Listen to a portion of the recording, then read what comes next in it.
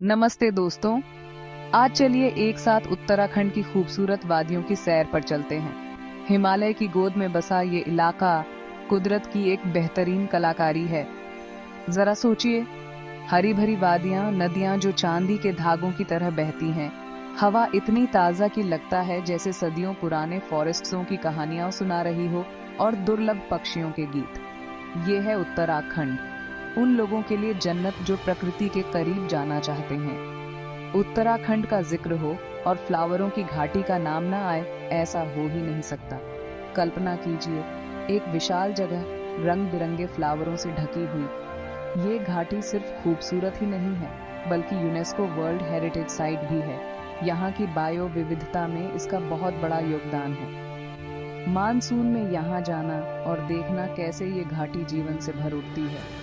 अनगिनत रंगों से बनी एक रंगोली, जैसे कोई पेंटिंग जिंदा हो उठी हो। लेकिन यही सब नहीं। शांत देवरिया ताल, जिसका साफ पानी चौखंबा की चोटी को दर्शाता है, ऐसा दृश्य कि लगता है कोई सपना हो। यहाँ की सुबह जादुई होती है, जब सूरज की सुनहरी रें धुंध से निकलती हैं और इस जगह की खूबसूरती को सामने लाती हैं। और फिर है हर की दून घाटी, जिसे अक्सर देवताओं की घाटी भी कहा जाता है। कहा जाता है कि पांडव इसी रास्ते से स्वर्ग गए थे।